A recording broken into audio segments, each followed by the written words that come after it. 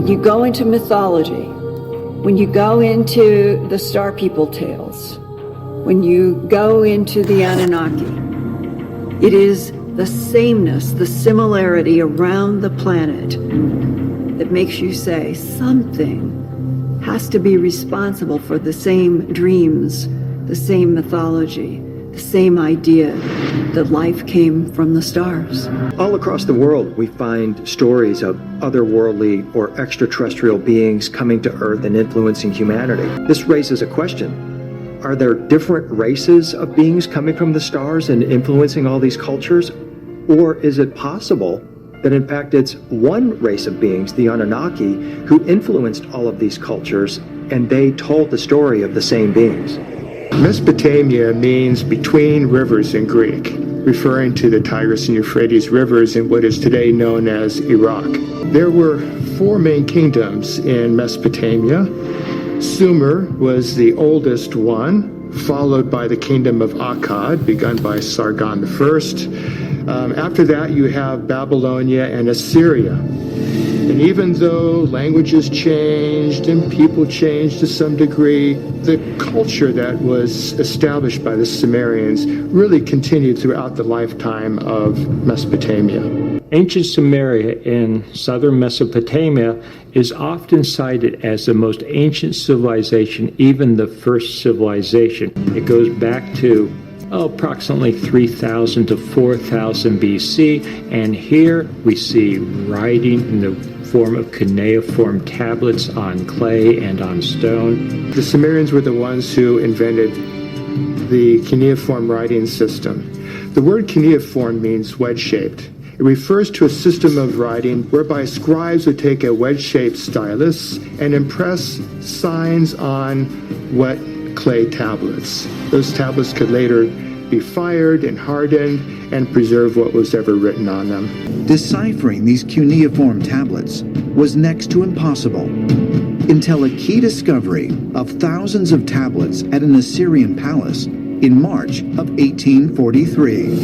This new abundance of cuneiform inscriptions provided some of the first tangible evidence of an ancient kingdom that had been believed to exist thousands of years ago. A French scientist named Paul-Émile Botta found this gigantic underground area in northern Iraq and Khorsabad, opened up this incredible room filled with statues of gods and kings, all kinds of wonderful treasures, and many written inscriptions all over the walls in the ancient Sumerian cuneiform. Within 10 years, archaeologists had also discovered the ruins of the legendary Sumerian capital city of Ur, home of the biblical figure Abraham. At the site, scientists unearthed the great ziggurat of Ur, a step pyramid-shaped structure that was the administrative center of the city, as well as cuneiform tablets and tombs adorned in gold.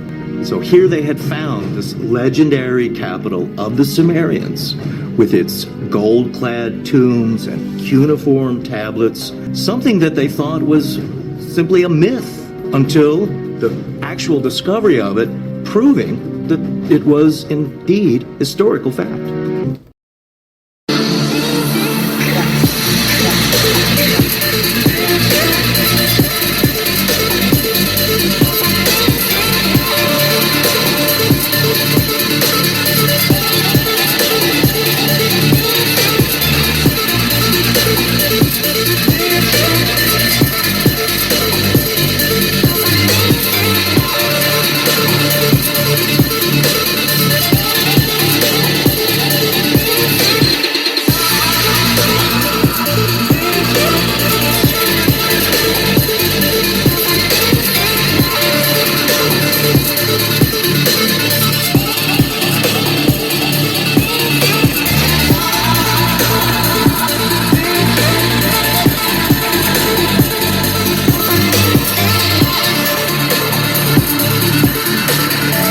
This is the Black Enchiridion transmission.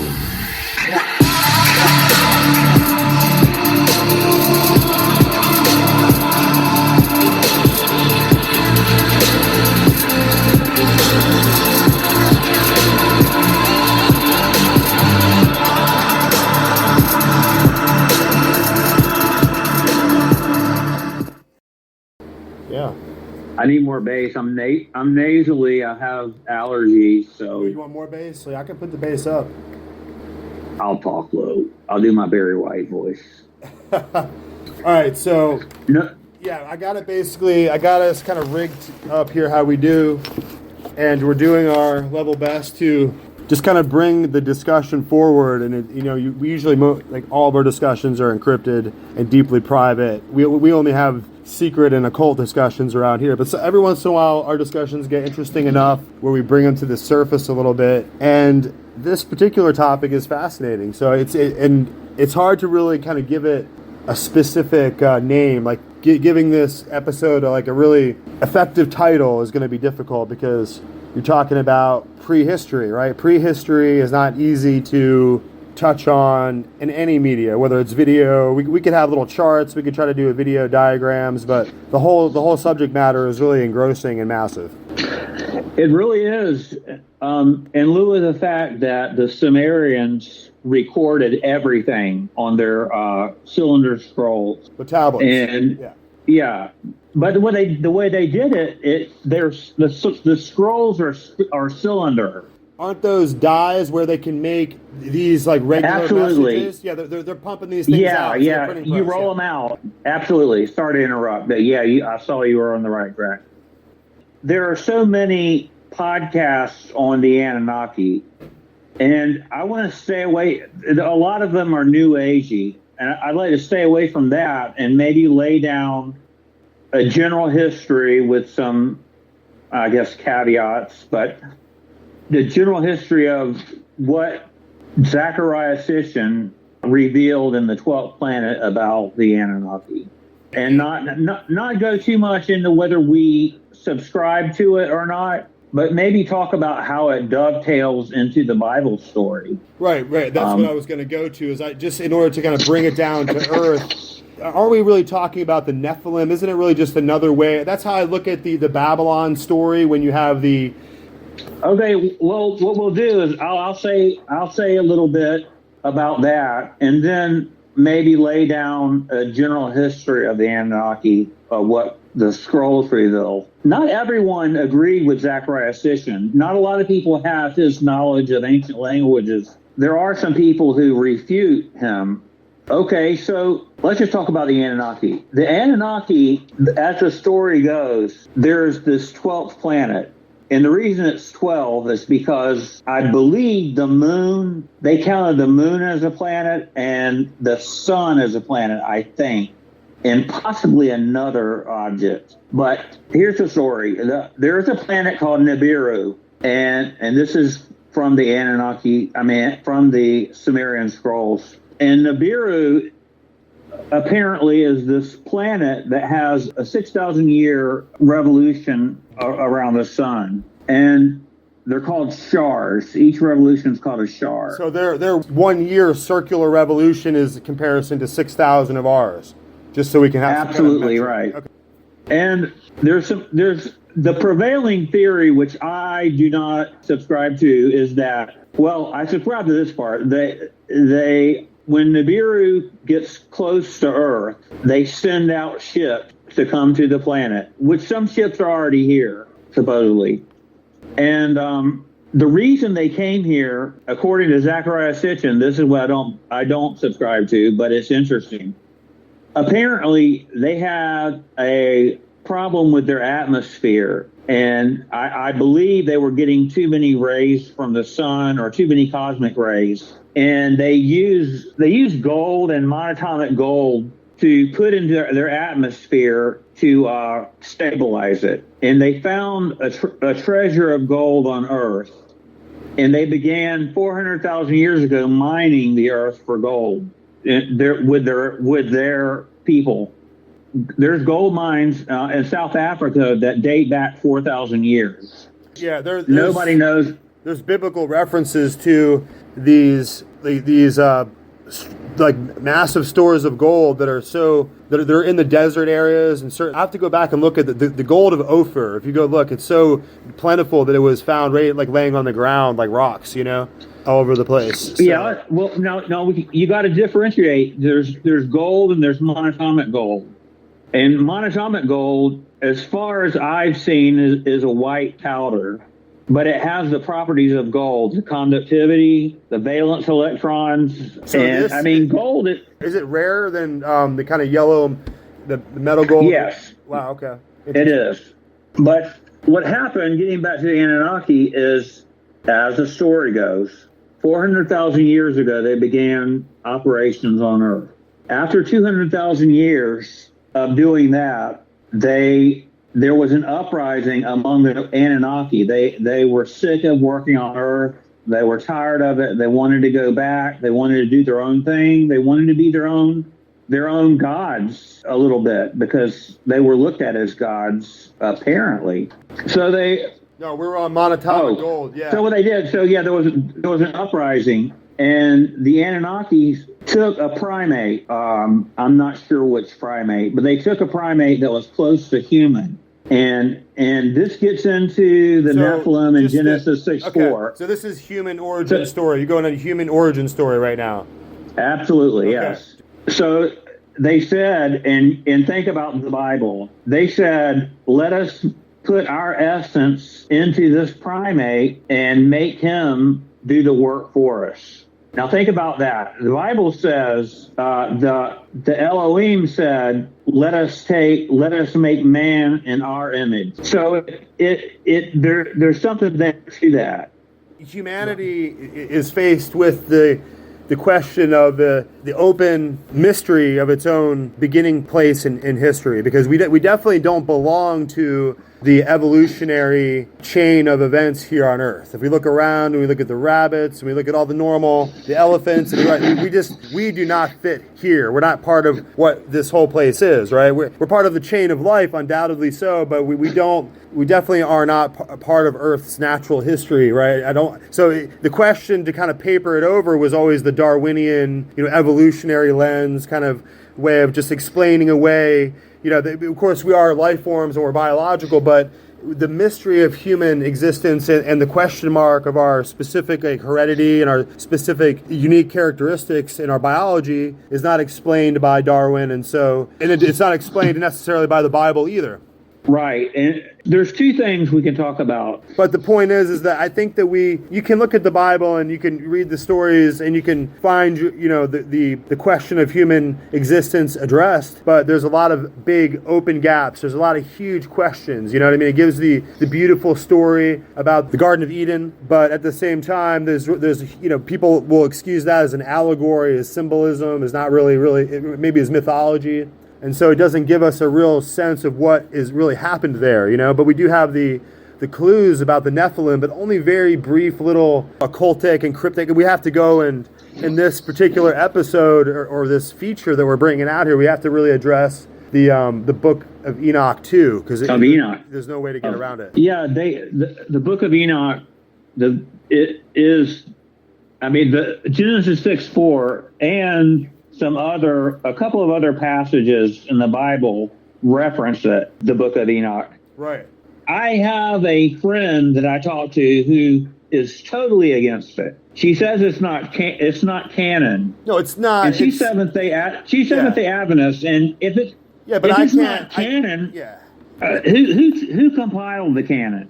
Well, you go back to the Nicene 39 or something. They were trying to decide what was really from the disciples and from the apostles, and what was interesting but secondary, and it was apocryphal. And so I won't excuse it. I won't dismiss it entirely. I understand it's not part of the record of the 66 books of the Bible that we understand. But at the same time, all those 66 books in the Bible, I think at that time in the Nicene Council, they were pretty serious scholars at that point in time.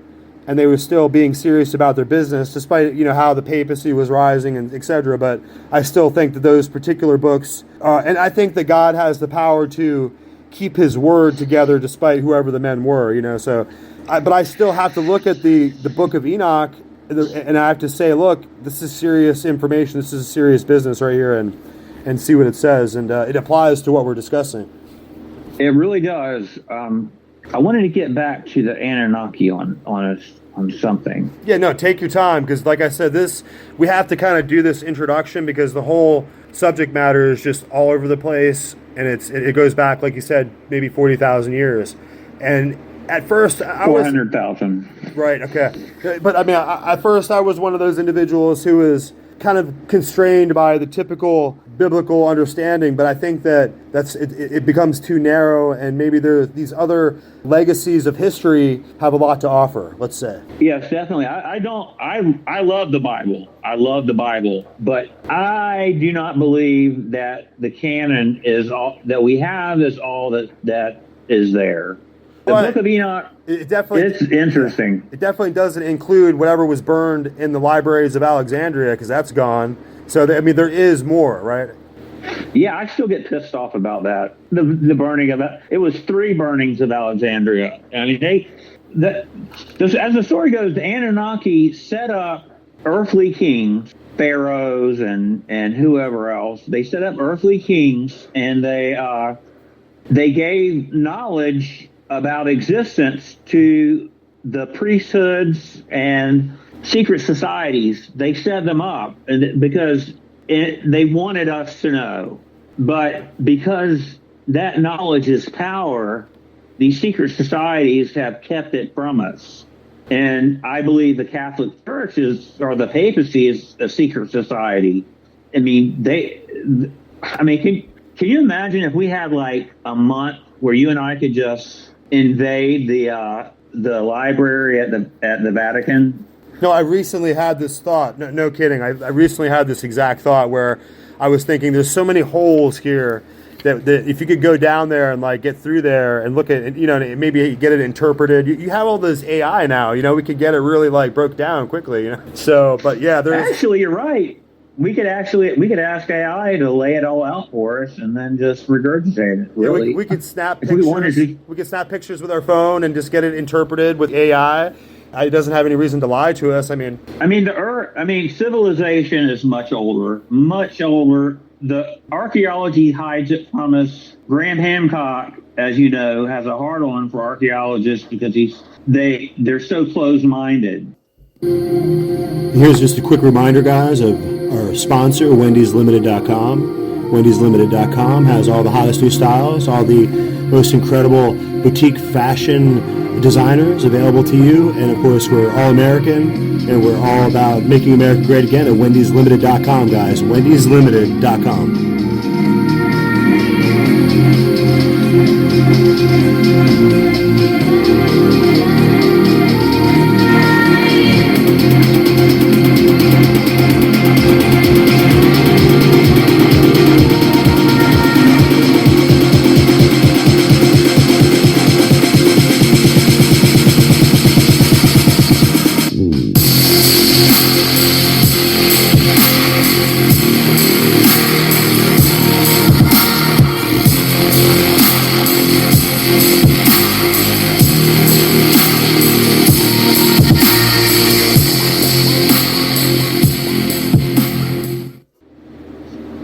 Yeah, no, I agree totally. I think that it's happening, this explosion of knowledge is really developing online, because as we begin to see the images, before you had to go there and maybe you could get a drawing or you could get a description in a book, but you couldn't take the full magnitude of what and the totality of what is going on there. And this is happening all over the world. And as they begin to get more and more refined in their dating, and the scholarship is always going to excel by those who are innovative and want to break through the next wall, right? It's how it is in science and every level. Like the next individuals who are able to break through the kind of wall of ignorance and get to the next level of knowledge wins, right? So you're always going to have these guys bringing this information out and drawing the story out more. And I think that, yeah, there's a lot there. Just like how every day there's like a new fish in the ocean that no one's ever seen before, and I can see it on Facebook, right? This is the same thing. Like the coelacanth is one of them.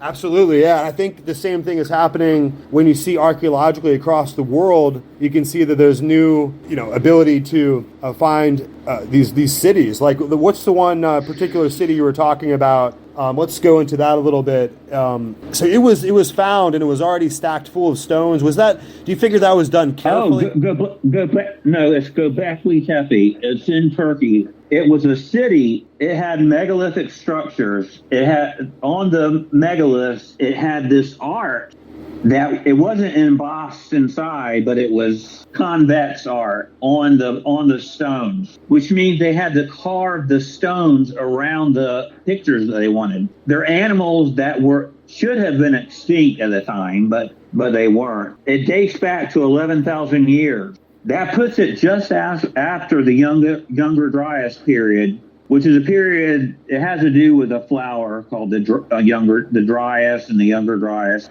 But what happened is let me say something else about Göbekli Tepe before I add. Absolutely, yes. Göbekli Tepe was built, it was used for at least 1,000 years. Then it was buried, literally buried with rocks and dirt and whatever. And it was so well preserved. And at that time, humans were only hunter-gatherers, as mainstream archaeologists tells us. Well, they could never have built that. Right. Also, and this is at a certain stage in history, and if you go back, archaeology only is able to explain history to a certain extent, and now we're finding this new historical link in all these structures and this new exposure of history, so that you can see that there, even at the time at that point in history when man was only hunter-gatherer, that was just the present state of a man at that time. But if you could rewind the tape back far enough, we're going to discover that there was an ancient civilization, a prehistoric civilization that was with advanced technology. Is that what we're getting to? We're getting to the... Very, very advanced. Very advanced. Inexplicably advanced, right? So that's what this is. This is what this story is leading us to. In the Hindu, with their yugas, they have these epochs of time called yugas. That dovetails into this story too, because the yugas explain mankind as far as technology and enlightenment is concerned. Right now, it's thought we're in the Kali Yuga, the final one, before the Yuga cycle starts over again. That's fascinating. So that's lining up with the Hindu tradition, and it has to do with the Mayan record too, which I'm not able to read it, but people were saying that it was dating to these certain periods of epics of time. And then we're getting to this closing point. They contend that mankind has had many golden ages over the past couple of 100,000 years. And who knows what technology they were using. Something I want to get into is the Sphinx. There's proof now that the Sphinx is at least 11,000 years old, 15,000 years old, possibly 30,000 years old, for two reasons. One reason is the weathering on the Sphinx shows great water weathering, and there hasn't been rain significant enough to cause that weathering in 10,000 years. There's another. What's the other story about the Sphinx? I wanted to kick in here, and we did a little brief discussion on this once, maybe for 15 minutes, but we were discussing Baalbek, which is between Lebanon and I don't want to get it wrong, but oh my God! Yeah, so Baalbek. That's so incredible. Yeah, so incredible. Hit it. Yeah, go ahead. The stones are so many hundreds of tons. I mean, you've seen them. What were they for? We don't know. Was it a wall? Some people think it was part of a landing field. Yeah, they have these stones, these monstrous stones, and they're laid in place. And then they have this one particular stone that it obviously never got in position, but it's just and it's kind of laid and stuck out of the mud or out of the dirt, and it's obviously in the quarry. It's bigger. There's some in the quarry. Yeah, it's bigger than a large building, and it's just a complete total stone. And they obviously were, and you could see that it's totally beyond human capability of any, unless we had we have no cranes today, we have no loaders, we have no steel making ability or hydraulics that could possibly move it. You know what I mean? It's an incredible mystery. And these things come from so far away. Pyramid stones, just those stones, they come from up to 500 miles away. They were transported. How the hell were they transported? There's a theory that sound might have been used, because sound modulated at certain frequencies can produce anti-gravity effects. Yeah, if you can use sound modulation and frequencies to like pick up a little dice, like a little small dice toy, and spin it around in the air, you could do the same thing to a large stone. Yeah, by extension, you could do anything, depending if you have it. And if another thing that's interesting, and I know we're jumping around a little bit, but there are several carvings and paintings, Egyptian paintings, of these gigantic light bulbs hooked to something. Okay, that's one thing. And then you have the batteries found in Iraq that are over 2,000 years old, batteries that some still hold a charge. So I don't think that was cutting edge technology for them. I think those were hand-me-downs from previous times. Right. That's secret knowledge, like we talked about. Oh yeah, totally. Yeah, it's true. It goes. If you look at the Pythagoreans, if you go to the Greeks, they were not like just dealing with trivial, playtime stuff. They were interested in conducting and transmitting a deeply meaningful and highly complex scientific mathematics and scientific knowledge, and they were doing it in a way that was the most deepest degrees of secret initiation possible, so that it could not be abused, or it could not be possibly used as weapons against, you can imagine, right? It's like anything. It's highly sensitive. Yeah, definitely. I think that many times secret societies were formed to operate in times when, if you were heretical, if you were against the common orthodoxy, any kind of way, if you were in Muslim lands or if you were in Christendom, you were likely to be suspicious. You were likely to be suspected of not being able to chant the entire prayer or say the entire oath, or say the complete Muslim dogma that they might ask you to say, right? And so they have to learn the Quran. They learn the Quran. They can literally say the verses, regurgitate the Quran. Yeah. Let's talk about something else that fits in. I want to talk about Viyamanas and Hindus and the Mahabharata. These Viyamanas are spaceships. And flying machines on Earth. But they don't just talk about them. They give detailed explanations of how they work. And one of the ways they work and achieve anti-gravity is they use counter-rotating, and this was in the Mahabharata, they use counter-rotating electric fields, magnetic fields in Mercury, and they say Mercury. And it has now been proven that when you rotate Mercury through electronic fields, you create anti-gravity. Well, Mercury is a very interesting element on the atomic chart, but it also is a very interesting figure in occult history and occult knowledge too, at one time, right? So when you say Mercury, you're also speaking about... Well, with Mercury, they call it Quicksilver, right, which kind of has an exciting name. But the Hindus apparently are, as far as I know, the Hindus, we're looking back 8,000 years, 7,000 years of writing and oral tradition. I wanted to say... I wanted to say Hermes Trismegistus, because he was because that was another figure of like Nike, who was the messenger of the gods, right? Who is this particular figure of like Quicksilver or Mercury, who was a particular individual. But go ahead. I'm sorry to interrupt. We can bounce around for a while, but the Hindus, it's very compelling. And then you have places in you help me here. It's the Chinese desert. It's a big desert in China. Oh, the Gobi Desert? Gobi Desert. Okay. I was thinking Göbekli Tepe, and I couldn't think of it. Gobi Desert, where they found, not all over the place, but in many places, they found molten glass. They found high radioactivity in different places compared to adjacent places. And the Mahabharata talks about a war that they had where these weapons were so destructive. And one of the things that people had to do if they were exposed to the weapons was go into the water and bathe and scrub themselves, which is what you would do for radioactivity. Right. Now, I don't think an advanced race would necessarily have used the atomic bomb. I think there's a lot more Well, when you're talking about destructive ways. you're talking about atomic bombs. You're finding ways to exploit the energy that is released when you split atoms. So, that's pretty elementary. There might be a lot more that could be done there. You see what I'm saying? Think of super collider. Think it's the super collider, the CERN super collider. Right. Exactly. They send these electromagnetic and other radioactive waves around, I believe it's 27 miles.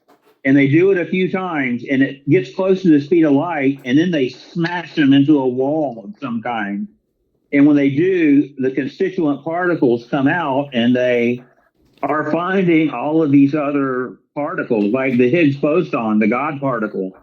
They found gluons, which are elementary particles that help hold matter together. They found so many things there. Tachyons. The question of tachyons. Tachyons, yeah. Which apparently they can just pass through quarks. Through matter. Yeah. I mean, this, because we have to talk about so many. We wanted to really bring in to the issue of the age of the Earth too, and the age of the universe, because I think we're coming out of this period, even in the 1800s and 1900s, where people didn't know how to address the issue of the creation of the earth and the kind of biblical record and understanding about it. And now it's being translated through Greek into English to us.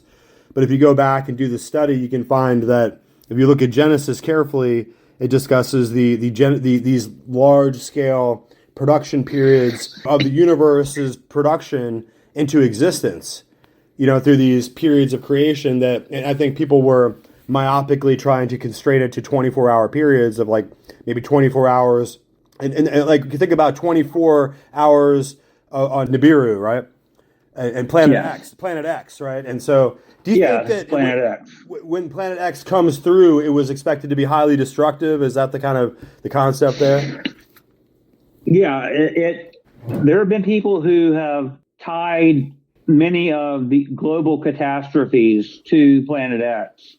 The idea is that it's the gravity that when it doesn't always come the right distance from Earth to affect it, but the gravity has terrible effects on the Earth, earthquakes, floods, and such. Right. It's interesting. Speaking of floods, the Epic of Gilgamesh. I recently just went through a series on that. Yep. And Gilgamesh is a part Anunnaki, part human. He meets up with a guy named Imnifishtu, and he is collecting animals for an ark. So it's thought that he is the origin of the Noah story. And what happens is Gilgamesh is told by the Anunnaki that the earth is going to be flooded. I don't know why. It could be any number of geological or celestial reasons. But the earth was flooded. So I don't know what it was, but it happened. There's no doubt about that. Yeah, the biblical record has got to have that as the foundational point, where that's the origin story for the biblical record, is this latest kind of modern contemporary destruction of earth that was the Noah story, right? So that flood story is a most recent kind of reset, if you want, of Earth history, and it kind of reset it with such a massive destruction that it reset some of this ancient civilization that we see that we can find all over. You can go to Peru. I mean, you and me were discussing trying to plan maybe some trips down there to look at the stonework. Oh God, I'd love it. Right. And it doesn't seem like it's totally out of reach, but yeah, I think I want to see it in person too. And I think that we're seeing more and more pictures, more and more video, and better scale science that shows that it's more inexplicable than ever, right? I think before they thought they had some kind of handle on how you could go 10,000 feet up into the mountains and create such, today, even in today's measure, there's no way to comprehend how we could even do it, right? And we talked about this before too. There's the theory that the complex there in Peru. Oh, is it? Are we talking about Machu Picchu. Machu Picchu. Okay, so we're discussing Machu Picchu. Yeah, that's just nearby. I mean, and that's close to the. If you look at the construction of the temples and the other buildings there, the stones are in such a way that not even a sliver of paper will fit between them. And it's theorized that somehow they melted that stone and formed it into place, which is interesting because that stone takes, I believe, the stone they use in order to get into a molten state, it requires about a 5,000 degree temperature. But it's a really good explanation because these stones, you'd have to look at them. We need to put some examples in the links. Yeah, so the stones were poured the granite was poured into forms as a molten state, a liquid state, and then cooled. I mean, it is such a bizarre explanation, but it's hard to really explain how else it could be done like that. You know what I mean? Because, who's to say? I mean, technology goes. A lot of technology, the evolution of it is accidental, and I wonder. I mean, I think that technology could have in the ancient past. Technology could have. It could have been totally different, completely different, but yet still just as advanced. Yeah, I have a sneaking suspicion that there's all these other combinations of structures and molecules and atomic elements and undiscovered features of the ecosystem all around us that we just cannot find a way to extrapolate from. And there was a few times in history where there were especially brilliant men or people who had ancient knowledge or who could put the pieces together and develop technology, these advances. But I think that there's much more that around us that was obviously being used in the ancient past.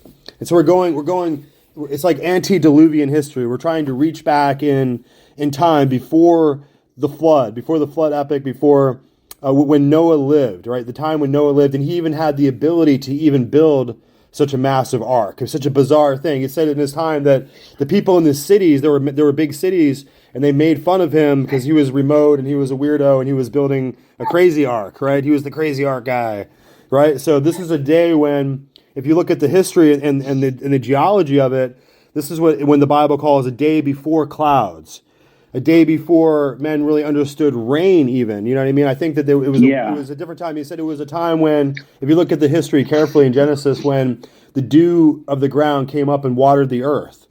And so, we're in a period now where it's called a day of clouds, but I think that if you go back, there are kind of esoteric teachers that will show that there was an upper chamber of water in the high atmosphere that was crystallized above the earth, right? And they call it a canopy. Right, it was exactly. So you know about that. And I think that these were oceans above. How we have oceans below. There was once these high oceans up above. The fountains of the deep. Right. And there was the fountains of the deep and the canopy of water from the top came down. Yep. Yeah. Exactly right.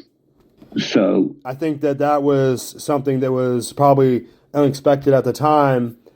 People talk about how that could have been shattered or how it could have been, what could have made that take place, where that condensation, that final breakdown of Earth's structure took place. And so we have all these torrents of water here on Earth, where you can see the surface of the Earth is now completely covered with water, and we have water stacked up on the poles. So the way the system is being managed is through this process of just heating up and steaming condensation into the atmosphere, and then it rains down again randomly around the Earth. So you have this new order, this new kind of, this new equator. I think maybe Earth might have shifted on its axis a little bit too. That's why I look at the old history, the old ley lines, the old Great Circle ley lines that were going around the Earth and connecting this ancient empire of the past. We're at a different latitude now so it's almost like it rocked. It's like as if the Earth's polarity and axis rocked at some time. So I think that's changed. Think about this. Let's talk about Matthew 24 briefly.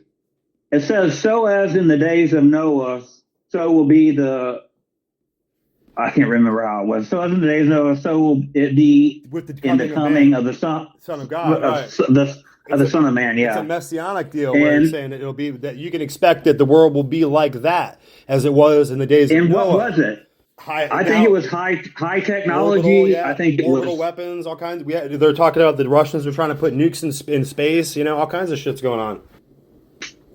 Well, let's briefly only run down the pantheon of the Anunnaki. Okay, hit it. To kind of like lay it out, we have to kind of go into a full breakdown of this. But this is our introduction volley where we're trying to bring our audience into to get a closer look at what we got going on.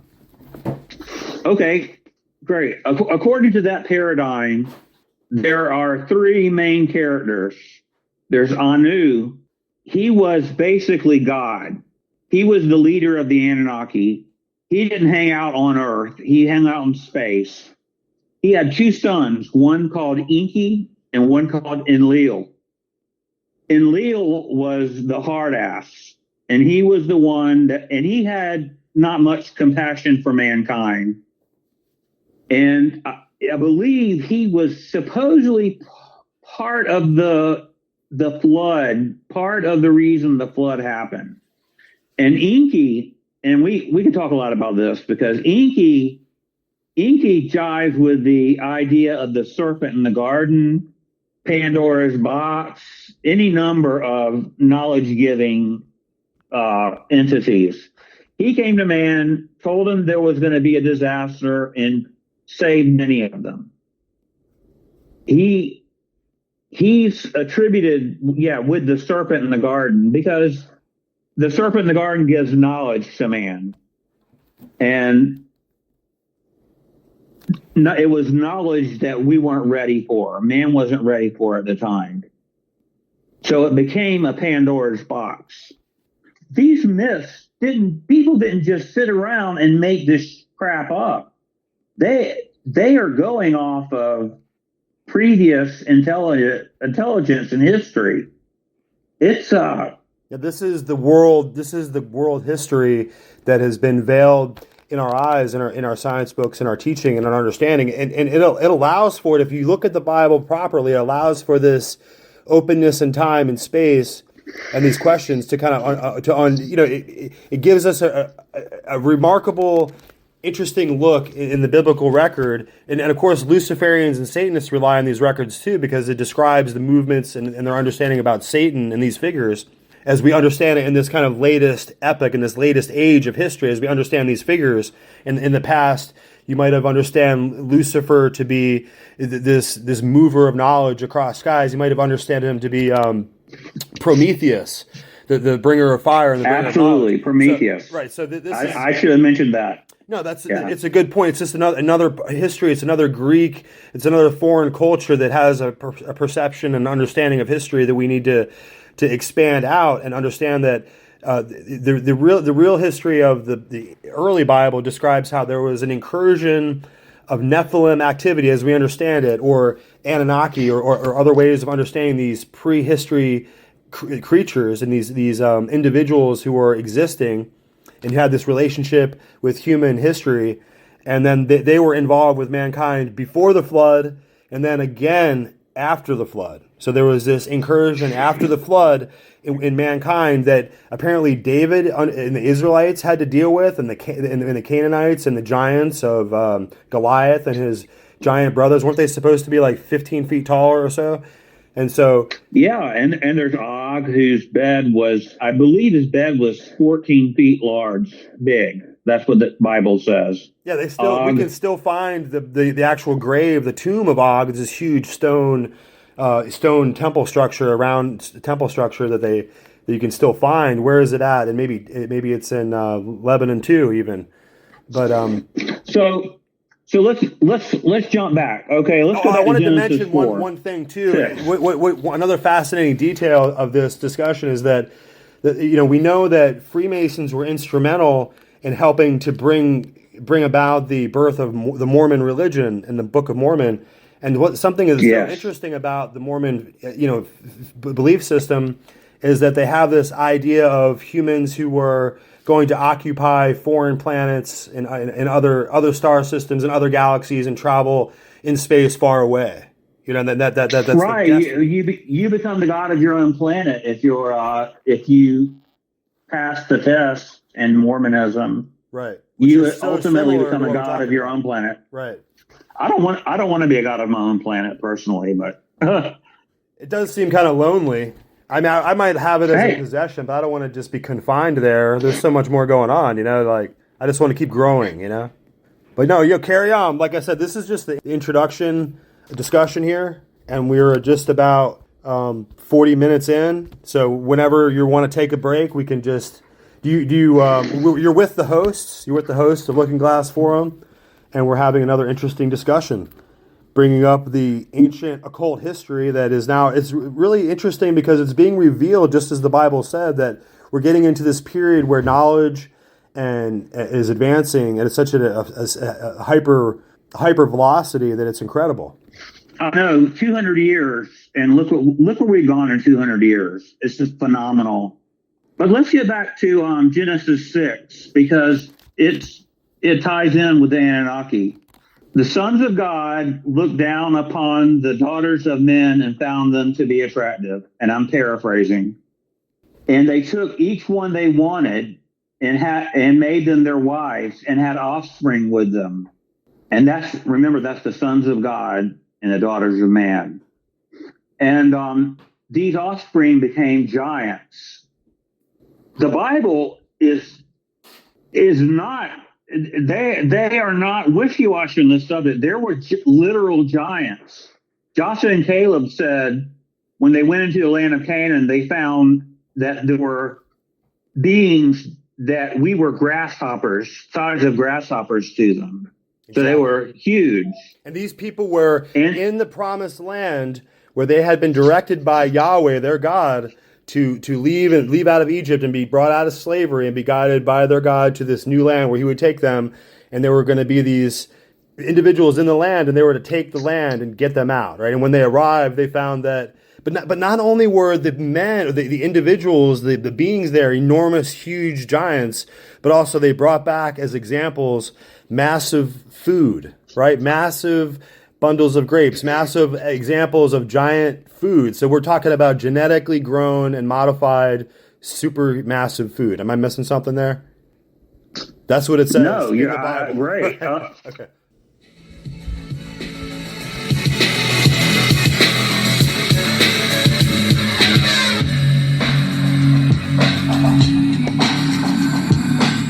So here we are, guys. We're back with Wendy's Boutique, wendyslimited.com, wendyslimited.com, and the hottest boutique couture online, boutique supremacy online, Wendy's Boutique. So we've got to remind you guys, wendyslimited.com, our great sponsor. Please go and support her and support all the hardworking folks over there that are trying to bring you the best fashion design and designer brand name labels anywhere. So we just have to remind you that wendyslimited.com, wendyslimited.com is where you need to go.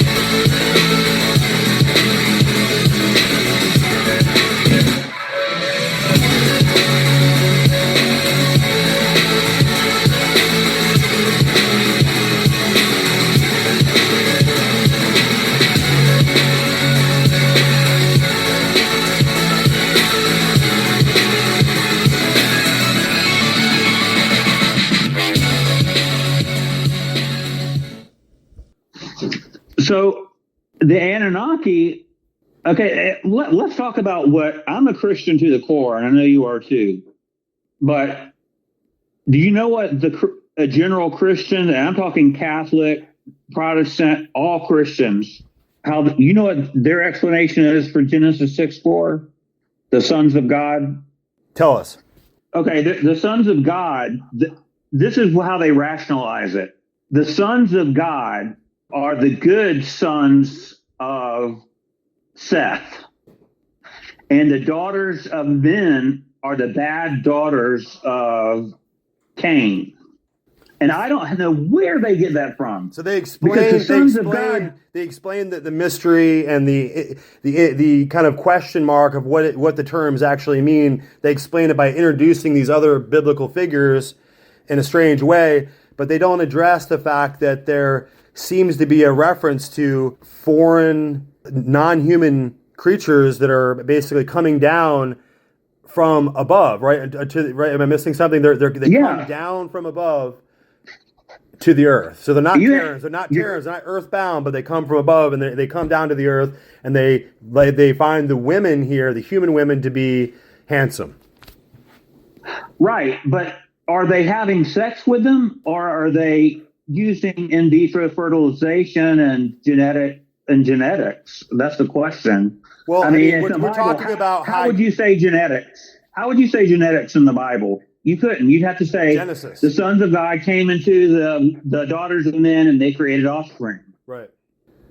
But I mean, I think that in a Neolithic sense of like Bronze Age kings, you might think about having sex with her. But these guys have spaceships and laser weapons that can bore holes, 9-inch diameter holes through granite for a mile down. Right. I mean, so they might not need to actually have sex to procreate. You're right. I mean. Yeah, maybe they found the women. Maybe they found the women to be a good fertile and a good genetic specimen that they could use to genetically elaborate with. Yeah, definitely. That's the question mark. That's where it brings us. It doesn't necessarily need a physical copulation, and it doesn't say that too. It just says that. But at the same time, the offspring were these giants who were apparently roaming the land and had ties to the original legacy of Nimrod, and this original legacy that was a federation of total world empire and total, I guess, United Nations would be the good way to say it. 33rd parallel. Look at all of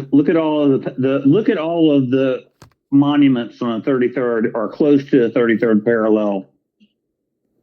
Yep, and they're all over it. They're all over the world. Yeah, if you go around that alignment, we have to sail to them in some zigzag fashion. But if you look with our Google Maps, you can see that they're all in this perfect parallel circling the Earth, this perfect ley line. Like we say, it's a great circle alignment that's not possibly accidental. Even the Easter Island heads are on it. And I'm trying to think. Easter Island, who could possibly... Teotihuacan, Japan, Thailand, India. I believe India. I mean, they're all over Stonehenge. There's different ley lines. It's not just. Yeah, I think there's different great circle parallels too. There's various ones, so you can see that they were building along these things for a great long time. There's no other way to look at it, and through different ages and different cycles of history too. Apparently, they would pick back up building, especially if you look at the Baalbek there, where in Lebanon, or I think I'm saying that right. The Trilithon stones there, you can see that the Romans came and put massive stones up, huge stones that are like, massive stones as well. And then later on, the Greeks went and built even more stones, and they made it their temple to some god. It's probably meaningful, Athena or something, right? I think Apollo. I believe Apollo. Exactly. But I want to say one more thing about the Bible and the sons of man. I mean, the sons of God. Do it. Nowhere in the Bible does it say the sons of God are the offspring of Seth. Quite the contrary. They say that the sons of God, let's go to Job.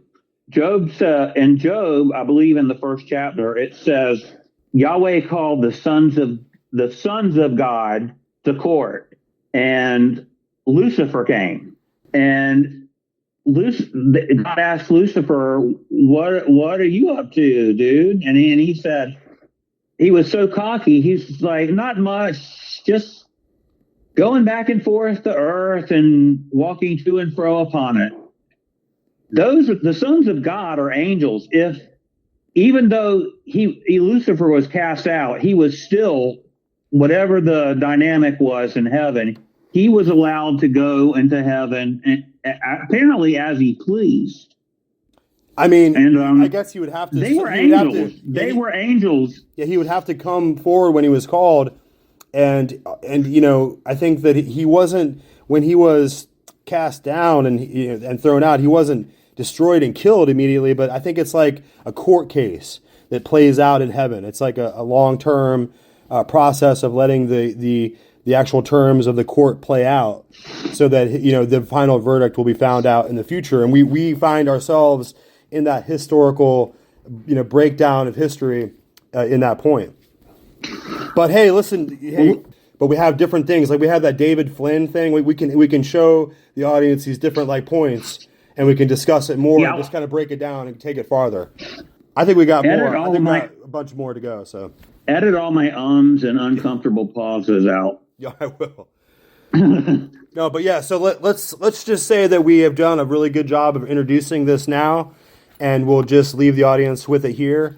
And we have a lot more to go. We want to do a good job of elaborating. What you can find all around the world is these once thought to be separate Neolithic, megalithic structures from time immemorial are now being understood scientifically, and we're piecing together an aspect of Earth's history that goes back before the biblical record and before going back to the ancient city of Atlantis, the Atlantean civilization of Noah, so to speak. And so we begin to pierce through that. We begin to pierce through that mythology and understand the terms of that science more and more. Well, I would like you to go on YouTube and Google Graham Hancock Göbekli Tepe, because he's the representative for Göbekli Tepe, and he gives you a great rundown on it. Anything you see on it, it's going to be good. So you can't miss. We'll take the link of that and put it in this episode so you can go down and start your research. And thank you for joining. When we look at the ancient Sumerian civilization, we attribute them with over 100 of the firsts for a modern society. Things like agriculture, science, medicine, mathematics, kingship, laws, courts, judges, schools. Literally all of this shows up in Sumerian times 6,000 years ago, right out of the Stone Age.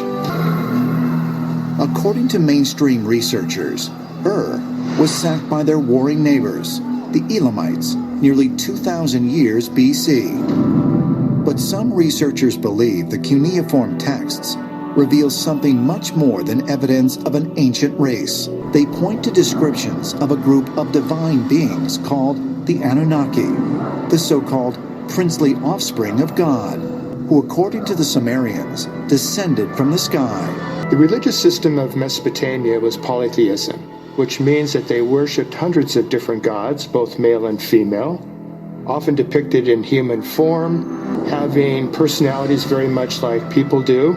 And these gods were arranged in a kind of political hierarchy that in many ways mimicked the political systems of Mesopotamia itself.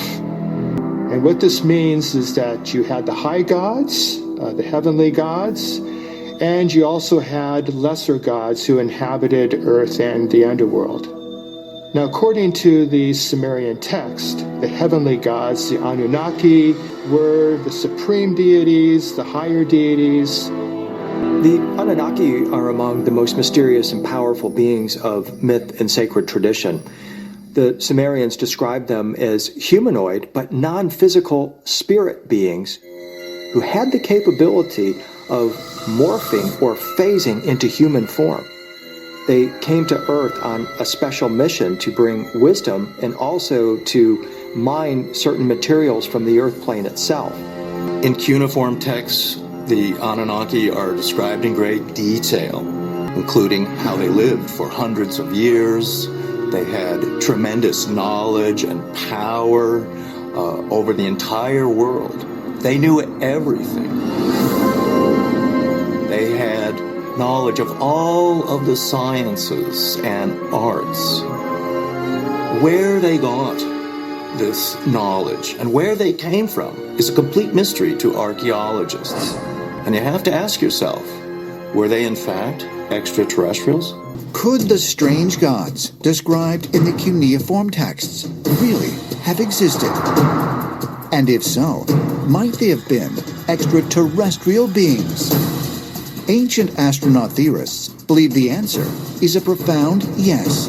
Gale Crater, Mars. August 6th, 2012. The Curiosity lands on the Martian surface to evaluate the suitability of the planet for human exploration. The 1-ton rover will find signs of surface water, a key element for sustaining life. I think one of the very fascinating things from a biology point of view is, let's say Mars, for a period in its history, was similar enough to Earth that life could start to evolve. You could ask the question, how far did it make it? What happened historically on Mars? When did it start to, say, lose an atmosphere? When was it not able to sustain it anymore? And we can learn a lot about the processes on Earth that were successful by, I think, comparing it to how far, if at all, did life get on Mars and where did it fail?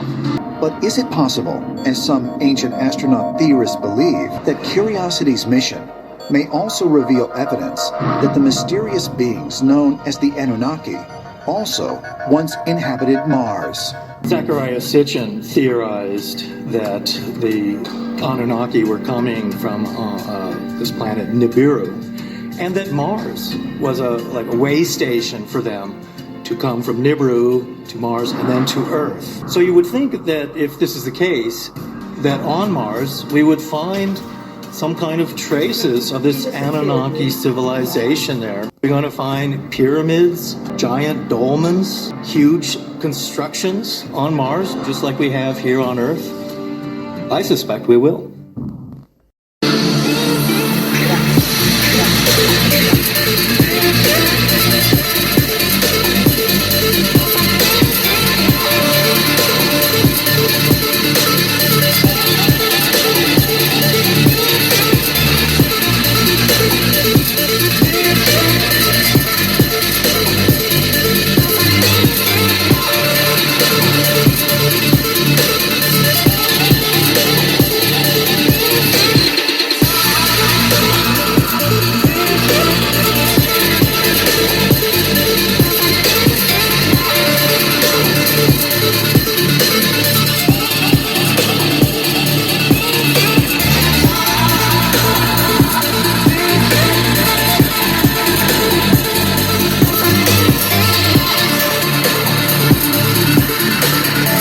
This is the Black Enchiridion transmission.